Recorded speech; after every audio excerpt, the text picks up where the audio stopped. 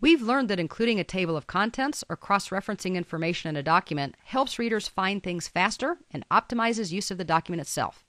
We've also learned that non-text content is important to aid in comprehension as well as in making the document visually engaging.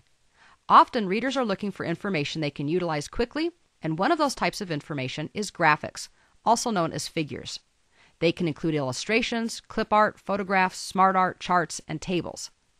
In long documents, it is often helpful to include a table of figures to help readers find this type of content more quickly and easily. The plan is packed with these types of things, and they've all been captioned, so let's create a table of figures to inform our readers of what types of information is available and where to find it.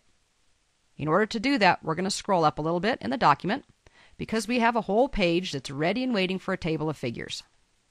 It has a heading on it that says Table of Figures, so it should be easy to find, and we'll simply click below that heading in order to insert the table itself. The next step is actually a very easy one. From the References tab, we simply need to go ahead and insert the table of figures, which is again part of the Captions group, because it is based off of the captions that have been added to things like pictures and tables and figures. We'll go ahead and click on the option.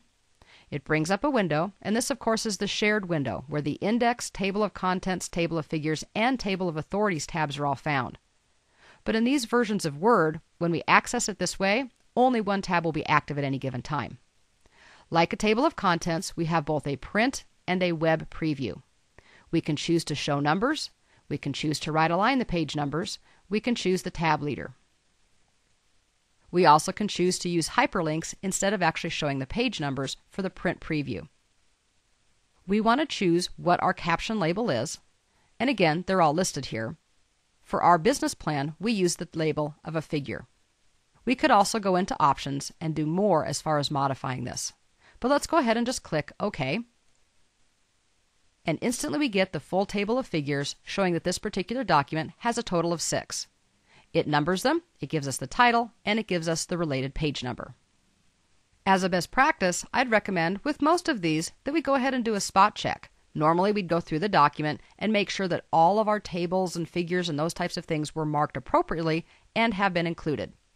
If we do any updates, this is just a field. We know that when we click on it because the whole thing is selected, and we can update it by simply right-clicking and choosing to update the field. We also have the option to update the table right from the ribbon. Just as a last little bit of cleanup, we want to make sure that all of our headings are correct as well.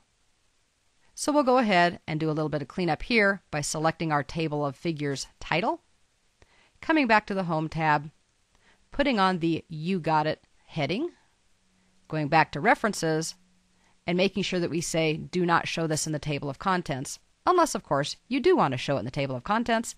That of course is your own personal choice. From a creation and editing standpoint, a table of figures is very similar to a table of contents. For example, we can use options to select specific styles to include. Have you recognized yet why I think styles are so important in Word documents? We have here yet one more example of how some of that work up front in the setup and construction of the document itself makes what appears to be complex components really just a matter of a few clicks.